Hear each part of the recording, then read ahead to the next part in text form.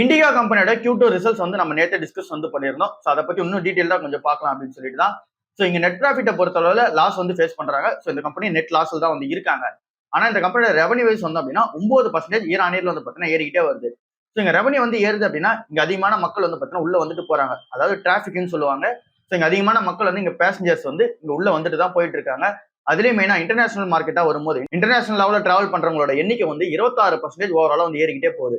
So இதே உங்களோட total ரெவன்யூல வந்து 30% இன்டர்நேஷனல் பிசினஸ் மட்டும் கான்ட்ரிபியூட் பண்ணுது. ஸோ இங்க இன்டர்நேஷனல் பிசினஸ் வைஸ் வரும்போது 26% ஆஃப் த மக்கள் வந்து இங்க அதிகமா டிராவல் பண்ணும்போது இந்த கம்பெனியோட ரெவன்யூ வந்து ஏறுது. பட் ஆனா இந்த கம்பெனி வந்து லாஸ்ட் தான் வந்து ஃபேஸ் பண்றாங்க. இதுக்கான ரீசன் என்ன அப்படின்னு சொல்லி பார்த்தோம்னா எபிட்டார் அப்படின்னு சொல்லிட்டு ஒன்னு கால்குலேட் பண்ணுவாங்க. இது வந்து இயர் ஆன் இயர்ல 64% வந்து டிராப் ஆயிருக்கு. ஸோ இது எதனால அப்படின்னா இங்க வந்து ஃபாரெக்ஸ் லாசஸ் வந்து பார்த்தோன்னா நடக்குது. இது மூலமாவே 860 கோடி ரூபாய் வந்து பார்த்தீங்கன்னா ஃபாரெக்ஸ் லாஸ் வந்து நடக்குது. அது என்ன ஃபாரெக்ஸ் லாஸ் அப்படின்னு சொல்லி நம்ம பார்த்தோம் அப்படின்னா இங்க ருபி வந்து ஒரு ரூபாய் டிப்ரிசியேஷன் ஆகும் போதுமே இந்த கம்பெனிக்கு பிரச்சனையா தான் வந்து இருக்கும். ஃபார் எக்ஸாம்பிள் இப்ப 86ல இருந்து 87 ரூபாய் ருபி வந்து வருது அப்படின்னும் போது யூஎஸ் டாலருக்கு அகைன்ஸ்டா வருதுன்னும் போது இங்க ஒரு ரூபாய் வந்து பாத்தீங்கன்னா டிப்ரிசியேஷன் ஆகுது. இங்க ஒரு ரூபாய் டிப்ரிசியேஷன் ஆனால் கூட இந்த கம்பெனிக்கு 900 crores வந்து பாத்தீங்கன்னா லாஸ்ட் தான் வந்து பாத்தீங்கன்னா போய் முடியும். ஸோ இதுதான் இதுக்கு முன்னாடி இருக்க சிம்பிளான கான்செப்ட். ஸோ இங்க ருபி வந்து டிப்ரிசியேஷன் ஆக இந்த கம்பெனிக்கு வந்து பாத்தீங்கன்னா இங்க லாஸ் வந்து அதிகமாகும். ஸோ 900 crores வந்து பாத்தீங்கன்னா எக்ஸ்ட்ராவா தர வேண்டியது வந்து இருக்கும். ஸோ இது எல்லாமே வந்து பார்த்தீங்கன்னா இந்த கம்பெனிக்கு பெரிய பிரச்சனையா தான் இருக்கும். ஸோ இந்த ஒரு ரீசனால தான் இந்த கம்பெனி லாஸ் வந்து அதிகமாக ஃபேஸ் பண்றாங்க. ஸோ இது எல்லாமே இந்த இண்டிகோ சுற்றி இருக்க விஷயமா இருக்கு. இன்னும் லாஸ் மேக்கிங் கம்பெனியா தான் இருக்காங்க. ஸோ இந்த ஷேர் பிரைஸ் வந்து இந்த வருஷம் மட்டும் 40% ஏறி இருக்கு. பட் ஆனா இன்னும் ஏறினால் கூட இந்த கம்பெனி லாஸ் மேக்கிங் கம்பெனியா தான் இருக்காங்க. ஸோ அதை நம்ம நோட் பண்ணி பார்க்கணும். பிரிட்டானியா கம்பெனியோட Q2 ரிசல்ட்ஸ் வந்து வந்திருக்கு. இந்த ரிசல்ட்ஸ் வந்து சூப்பராகவே வந்து இருக்கு. நெட் ப்ராஃபிட் வந்து 23% அப் ஆகி 655 கோடி ரூபாய் வந்து பார்த்தீங்கன்னா நெட் ப்ராஃபிட் வந்து பண்ணிருக்காங்க. ரெவன்யூ வைஸ் வரும்போது 4% வந்து பார்த்தீங்கன்னா ஏறி இருக்கு. இதுல ஒரு 5000 சில்லற கோடி ரூபாய் ரெவன்யூ வந்து பண்ணிருக்காங்க. ஸோ டீசென்டான ஒரு பெர்ஃபார்மன்ஸ் தான் இந்த Q2 வந்து அமைஞ்சிருக்கு. இந்த கம்பெனியோட மேனேஜ்மெண்ட்ல இருக்க வருண் பெரி என்ன சொல்றாரு அப்படின்னா ஸ்டேபிளான கமாடிட்டி பிரைசஸ் தான் வந்து இருக்கு. இந்த கமாடிட்டிஸ்ல எந்த ஒரு பிரைஸ் அப்ஸ் அண்ட் டவுன்ஸ் வந்து பார்த்தீங்கன்னா போகல ஸ்டேபிளா வந்து இருக்கு. ஸோ இதனால எங்களால் ஆப்ரேஷன்ஸ் எஃபிஷியன்சி வந்து சூப்பரா பண்ணிக்க முடியுது. இது ஃபர்ஸ்டா இருக்கு. காஸ்ட் வந்து ஆப்டிமைஸ் எங்களால சூப்பரா வந்து பண்ணிக்க முடியுதுன்னு சொல்றாங்க. இந்த ஒரு ரீசன்ஸ்னால எங்களால நெட் ப்ராஃபிட் வந்து இந்த அளவுக்கு காமிக்க முடியுதுன்னு சொல்றாங்க.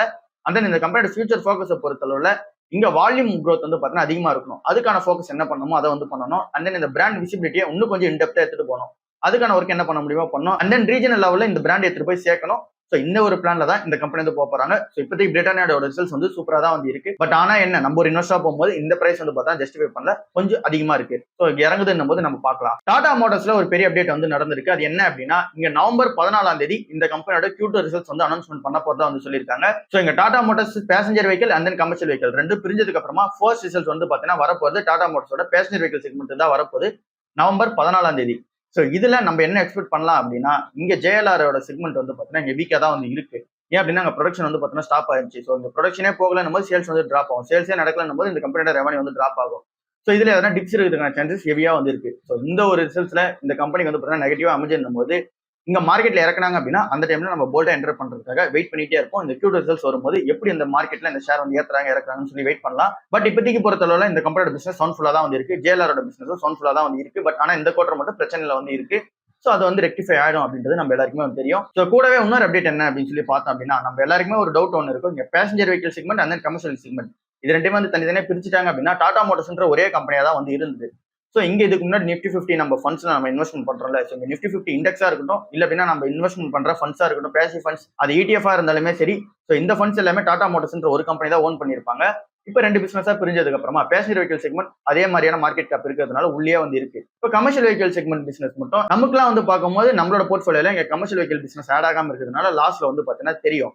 இதுவே நம்ம அந்த நிஃப்டில வந்து பார்த்தீங்கன்னா அது லாஸா வந்து காமிக்கல. ஸோ இது ஃபுல்லாவே டெக்னிக்கலான ஒரு மூவ்மெண்ட் தான் வந்து சொல்றாங்க. ஸோ அதாவது இங்க நமக்கு எப்படி பார்த்தீங்கன்னா போர்ட்ஃபோலியோ வந்து நெகட்டிவ்ல காமிக்குதோ அந்த மாதிரி இங்க வந்து பார்த்தீங்கன்னா காமிக்காது. கமர்ஷியல் வெஹிக்கல் செக்மெண்ட் இருக்கிற மாதிரியே ஃபண்டமெண்டல்ஸ் வந்து பார்த்தீங்கன்னா மேட்ச் பண்ணி இதுல வந்து வச்சிருப்பாங்க. ஒருவேளை கமர்ஷியல் வெஹிக்கல் பிசினஸ் வந்து இங்க லிஸ்ட் ஆனதுக்கு அப்புறமா அந்த பிரைஸ் என்ன அதோட மார்க்கெட் கேப்பை பொறுத்து இது கரெக்டா உள்ள இருக்கணும் அப்படின்னா உள்ள இருக்கும். இல்ல அப்படின்னா வேற கம்பெனி ரீப்ளேஸ்மெண்ட் வந்து உள்ள பண்ணுவாங்க. அப்ப மேபி வந்து பாத்தீங்கன்னா இங்க டெக்னிக்கலா வந்து சேஞ்சஸ் நடக்கலாம். பட் ஆனா ஃபண்டமெண்டல்ஸ் வைஸ்ல எந்த சேஞ்சும் நடக்காது. ஸோ இது எதுக்காக அப்படின்னா நம்ம போர்ட்ஃபோலியோ வந்து நெகட்டிவ்ல இருக்கு கமர்ஷியல் வெஹிக்கல் பிசினஸ் ஆட் ஆகாம. பட் ஆனா நிஃப்டி வந்து பாத்தீங்கன்னா நெகட்டிவ்ல காமிக்கல. அதுக்கான கிளாரிபிகேஷன் அது வந்து சொல்லியிருக்கோம். நெக்ஸ்ட் நியூஸ் வந்து போகலாம். NSEயோட Q2 ரிசல்ட்ஸ் பொறுத்தளவுல இங்க ரெவன்யூ வந்து 18% இயர் ஆன் இயர்ல வந்து பாத்தீங்கன்னா டிராப் ஆயிருக்கு. நெட் ப்ராஃபிட் வந்து 33% இயர் ஆன் இயர் வந்து பார்த்தீங்கன்னா டிராப் ஆயிருக்கு. 2000 சில்லற கோடி ரூபாய் தான் இங்க நெட் ப்ராஃபிட் வந்து பண்ணிருக்கிறதா வந்து காமிச்சிருக்காங்க. பட் ஆனா ஆக்சுவலா இந்த கம்பெனி பண்ண நெட் ப்ராஃபிட் வந்து ஒரு 3000 சில்லற கோடி ரூபாவா வந்து இருக்கு. ஏன் இந்த அளவுக்கு வந்து பார்த்தீங்கன்னா இறங்கிருக்கு அப்படின்னா இங்க 1290 கோடி ரூபாய்க்கு வந்து பாத்தீங்கன்னா இங்க செபி கிட்டே ஒரு செட்டில்மெண்ட் வந்து பார்த்தீங்கன்னா தர வேண்டியதா வந்து இருக்கு. ஸோ அந்த செட்டில்மெண்ட்லாம் வந்து பார்த்தீங்கன்னா நெட் ப்ராஃபிட்ல இருந்து எடுத்து தந்த ரீசனால தான் 2000 சில்லற கோடி ரூபாய்க்கு நெட் ப்ராஃபிட் வந்து காமிக்க வேண்டியதா இருக்கு. ஆக்சுவலா இவங்க பண்ணது வந்து பார்த்தீங்கன்னா அதை அட்ஜஸ்ட்மெண்ட் பண்ணி பார்த்தோம் அப்படின்னா 3000 சில்லற கோடி ரூபாய் நெட் ப்ராஃபிட் வந்து பண்ணியிருப்பாங்க. ஸோ இங்க ப்ரொவிஷன்ஸா இங்க இன்ட்ரெஸ்டோட சேர்த்து ஒரு 1200 கோடி ரூபாய் இங்க செபி கிட்ட வந்து செட்டில்மெண்ட் பண்ண ரீசனால தான் இந்த கம்பெனிக்கு வந்து பார்த்தீங்கன்னா நெட் ப்ராஃபிட் வந்து விழுந்திருக்கு. பட் ஆனாலுமே ரெவன்யூ வந்து விழுறதுக்கான ரீசன் வந்து இங்க லோ ஆன ட்ரேடிங் வால்யூம் வந்து பார்த்தீங்கன்னா இருக்கு. ஸோ அண்ட் தென் இங்க செபிஏ சைட்ல வந்து பாத்தீங்க அப்படின்னா ரெகுலேட்டரி ஓவர் ஆங்ஸ்லாம் வந்து பார்த்தீங்கன்னா இருக்கு. அதாவது ரெகுலேட்டரி சைட்ல நிறைய விஷயம் வந்து பார்த்தீங்கன்னா மாத்திட்டே இருக்கிறதுனால என்எஸ்சி அது எல்லாத்தையும் அடாப்ட் பண்ணி தான் ஆகணும். ஸோ இந்த மாதிரி இந்த 2 பிரச்சனையும் இருக்கிற ரீசனால தான் இங்க ரெவன்யூ வந்து பார்த்தீங்கன்னா இறங்கி இருக்கு. ஸோ இது எல்லாமே ரெக்டிஃபை ஆகணும் அப்படின்னா கொஞ்சம் டைம் வந்து பார்த்தீங்கன்னா எடுக்கும். அண்ட் தென் இங்க ரீட்டைல் லெவலான பார்ட்டிசிபேஷன் அதிகமா இருக்கணும், ஃபாரின் இன்வெஸ்டர்ஸோட அந்த பார்ட்டிசிபேஷன் அதிகமா இருக்கணும். ஸோ அதெல்லாம் நடந்தாதான் இது எல்லாமே ரெக்டிஃபை ஆகும். அது வரைக்கும் இந்த நெட் ப்ராஃபிட் பொறுத்தவரை அண்ட் தென் நீங்க ரெவன்யூ பொறுத்தவரை கொஞ்சம் லாஸ்ட் வந்து பார்த்தீங்கன்னா ஃபேஸ் பண்ணுவாங்க. டைட்டன் கம்பெனியோட ஜுவல்லரி பிசினஸ் மட்டுமே 21% இயர் வந்து பார்த்தீங்கன்னா இன்க்ரீஸ் ஆகிட்டே வருது.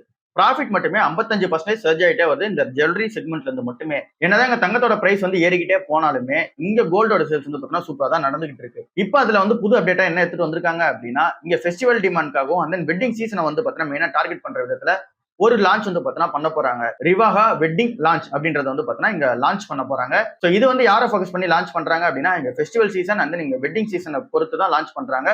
மெயினா வந்து பாத்தீங்கன்னா இங்க வெட்டிங் செக்மெண்ட் வந்து பார்த்தீங்கன்னா டார்கெட் பண்ணி இங்க எல்லா பிரைடலுக்கும் தேவைப்படுற மாதிரியான இந்த ரிவாகா வெட்டிங் லான்ச் வந்து இருக்கும் அப்படின்ற மாதிரி சொல்றாங்க. ஏன் அப்படின்னா ஒரு கம்யூனிட்டி ஸ்பெசிஃபிக்கா வந்து பார்த்தீங்கன்னா இதை லான்ச் பண்ண போறதா சொல்லியிருக்காங்க. ஒரு கம்யூனிட்டியுமே ஒரு மாதிரியான அந்த பிரைடல் அந்த ஒரு செயின் வந்து பார்த்தீங்கன்னா இங்க எல்லாருமே வந்து போட்டுப்பாங்க. ஸோ அப்படி இருக்கும்போது ஒரு கம்யூனிட்டி ஸ்பெசிஃபிக்காகவும் இது வந்து லான்ச் இருக்கும் அப்படின்ற மாதிரி சொல்றாங்க. ஸோ இது எல்லாமே டைட்டன் கம்பெனில ஒரு பெரிய பிளஸா தான் வந்து இருக்கு. சன்ஃபார்மாவோட Q2 ரிசல்ட்ஸை பொறுத்தளவுல நெட் ப்ராஃபிட் வந்து 2% மேல வந்து ஏறி இருக்கு. ரெவன்யூ வந்து 8% மேல வந்து பாத்தீங்கன்னா ஏறி இருக்கு. பட் ஆனா இந்த கம்பெனியோட யூஎஸ் பிசினஸ் வந்து 4.1% இயர் ஆன் இயர்ல வந்து பாத்தீங்கன்னா டிராப் ஆயிருக்கு. ஸோ என்னதான் நெட் ப்ராஃபிட் ஏறினாலும் சரி அண்ட் தென் நீங்க ரெவன்யூ ஏறினாலும் சரி யூஎஸ் பிசினஸ் வந்து பாத்தீங்கன்னா டிராப்ல தான் இருக்கு. இது வந்து ஓவரால் பிசினஸ் யூஎஸ் பிசினஸ் நம்ம பார்க்கும்போது இதுல நம்ம இன்னொரு ஃபோக்கஸா பார்த்தோம் அப்படின்னா இந்த யூஎஸ்ல வந்து இனோவேட்டிவான மெடிசன்ஸ் வந்து இருக்கும். புது மெடிசன்ஸ் வந்து லான்ச் பண்ணுவாங்க. சோ இது வந்து பாத்தீங்கன்னா ஈரான்ல வந்து ஏறுது. எவ்வளவு பர்சன்டேஜ் ஏறுது அப்படின்னா 16% ஏறிக்கிட்டே தான் வருது. பட் ஆனாலுமே இது எல்லாமே புது இன்னோவேட்டிவான மெடிசன்ஸ். ஆனா அங்க ஓவரால் யூஎஸ் பிசினஸா வரும்போது 4% ஈரானில் வந்து பார்த்தா டிராப் ஆகுது. சோ இங்க இதுக்கான ரீசன் வந்து என்னவா இருக்கு அப்படின்னா இங்க யூஎஸ் ஜெனரிக் மார்க்கெட் வந்து இங்க ப்ரெஷர் வந்து ஃபேஸ் பண்றாங்க. ஸோ அதாவது யூஎஸ் ஜெனரிக்ல வந்து பார்த்தீங்கன்னா இங்க பிரைசிங் வந்து அதிகமாக வச்சு விற்க கூடாது அப்படின்னு சொல்லிட்டு இங்க ஜெனரிக்கான மார்க்கெட்ல யூஎஸ்ல வந்து பிரச்சனை வந்து பார்த்தீங்கன்னா இருக்கு. ஸோ அது எல்லாமே இந்த கம்பெனிக்கு நெகட்டிவான ஒரு இம்பாக்டா அமைஞ்சிருக்கு. ஸோ இந்த கம்பெனி சைட்ல இருந்து என்ன சொல்றாங்க அப்படின்னா சேம் இதே தான் வந்து சொல்றாங்க. யூஎஸ் ஜெனரிக் மார்க்கெட் வந்து பார்த்தீங்கன்னா கொஞ்சம் வந்து பார்த்தீங்கன்னா ப்ரெஷரா தான் வந்து இருக்கு. ஸோ அதனால எங்களுக்கு இந்த யூஎஸ் பிசினஸ் வந்து வீக்கா இருக்கு. இது ஃபர்ஸ்டா இருக்கு. அந்த நீங்க டொமஸ்டிக் மார்க்கெட்டும் சரி எமர்ஜிங் மார்க்கெட்டும் சரி எங்க எல்லாருக்கும் ஸ்ட்ராங்கா வந்து இருக்கு அப்படின்ற மாதிரி சொல்றாங்க. ஸோ அந்த growth வைஸ் வந்து பார்த்தீங்கன்னா கொஞ்சம் மாடஸ்டா தான் வந்து இருக்கு அப்படின்ற மாதிரி சொல்றாங்க. ஸோ சன்ஃபார்மோட ஓவரால் Q2 ரிசல்ட்ஸ் எப்படி இருக்கு அப்படின்னா யூஎஸ் பிசினஸ் மட்டும் கொஞ்சம் வந்து பார்த்தீங்கன்னா நெகட்டிவா இருக்கு. எமர்ஜிங் பிசினஸ் வந்து நீங்க டொமஸ்டிக் பிசினஸ் வந்து பார்க்கும்போது சூப்பராகவே வந்து இருக்கு. அந்த பிரைசிங் ப்ரெஷர் எல்லாமே வந்து இங்க செட்டில்மெண்ட் ஆயிடுச்சு அப்படின்னா ஜெனரிக் மார்க்கெட்ல எல்லா ஃபார்மா கம்பெனிஸுமே ஒரு பெரிய பிளஸா தான் இருக்கும். அது இங்க சன்ஃபார்மாக்கு பெரிய பிளஸா தான் வந்து இருக்கும். ஐபிஎம் கம்பெனி என்ன பிளான் பண்றாங்க அப்படின்னா இந்த Q4 வரும்போது கொஞ்சம் லே ஆஃப் வந்து பண்ணலாம் அப்படின்ற மாதிரி பிளான்ல வந்து இறங்கி இருக்கிறதா வந்து சொல்றாங்க. இது எக்ஸாக்டா யாரு எவ்வளவு நம்பர் அப்படின்றதெல்லாம் வந்து பார்த்தீங்கன்னா இங்க வந்து டிஸ்க்ளோஸ் வந்து பண்ணல. பட் ஆனா இந்த கம்பெனி சொல்லியிருக்கிறது இந்த Q4 டைம்ல இங்க ஐபிஎம் சைட்ல இருந்து லே ஆஃப் வந்து நடக்கும் அப்படின்ற மாதிரி வந்து சொல்லியிருக்காங்க.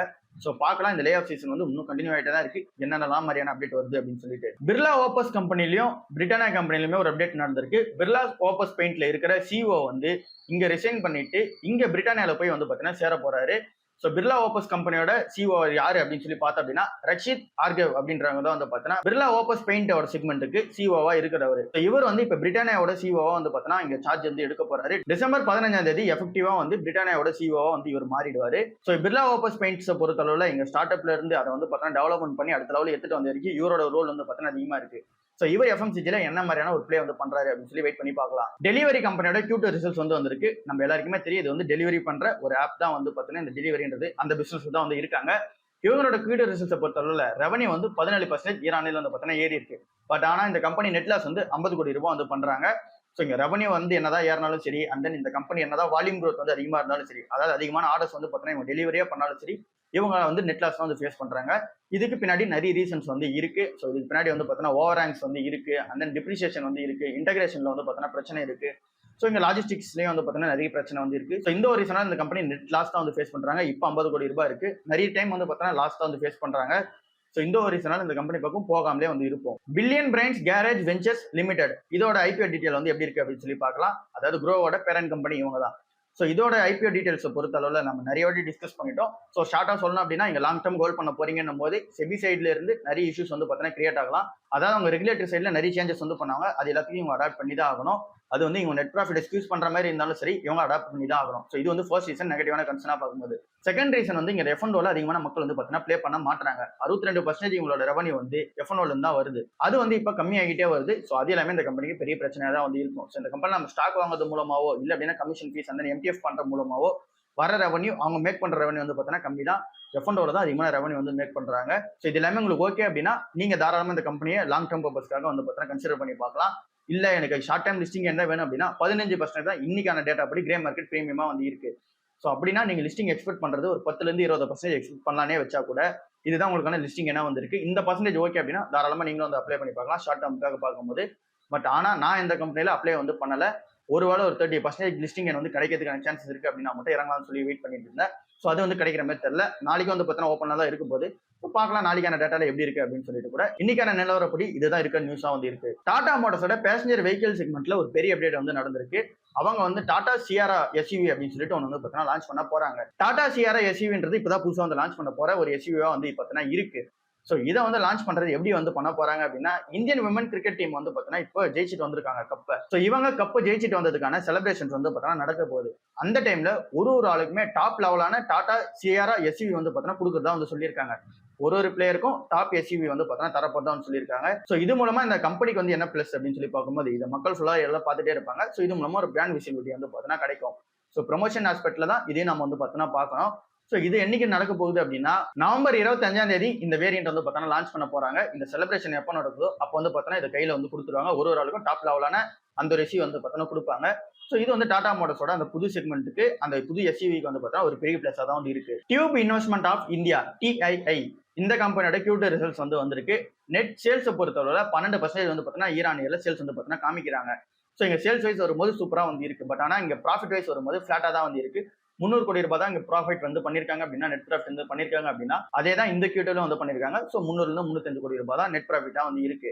ஸோ ஏன் இந்த அளவுக்கு ஃபிளாட்டா இருக்கு அப்படின்னு சொல்லி பார்க்கும்போது இந்த கம்பெனிக்கு காஸ்ட் இஷ்யூஸ் வந்து பார்த்தீங்கன்னா இருக்கு. அந்த மார்ஜின்ஸ் வந்து பார்த்தீங்கன்னா ப்ரெஷர் வந்து கிரியேட் ஆகுது.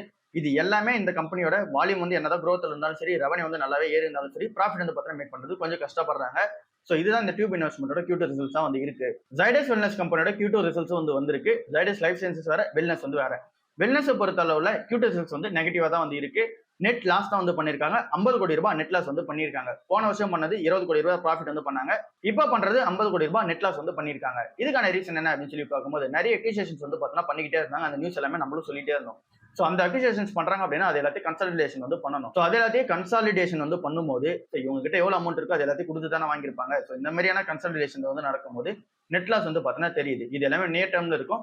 லாங் டேர்ம் பர்பஸ்ல போகும்போது இந்த கம்பெனி நெட் ப்ராஃபிட்டுக்கு திரும்ப வந்து டேர்ன் ஆயிடுவாங்க. ஸோ பட் ஆனா இந்த Q2 வந்து பார்த்தீங்கன்னா நெட் லாஸ் தான் வந்து இருக்கு. இந்த கம்பெனியுமே ஓவர் பிரைஸா தான் வந்து இருக்கு. இந்த கம்பெனி தான் நீங்க கன்சிடர் பண்ண போறீங்க அப்படின்னா பெட்டர் இதோட பேரண்ட் கம்பெனியான ஜைடஸ் லைஃப் சயின்சஸ் வந்து கன்சிடர் பண்ணிக்கலாம். இந்த பிரைஸ்ல வந்து நம்ம பார்க்கும்போது இந்த ரெண்டு கம்பெனியை பார்க்கும்போது ஜைடஸ் லைஃப் சயின்சஸ் வந்து பெட்டராகவே வந்து இருக்கு. ஸோ ஓவராலா இதுதான் இன்னைக்கான நியூஸா வந்து இருக்கு. நாளைக்கான நியூஸ்ல வந்து பார்ப்போம். பாய்.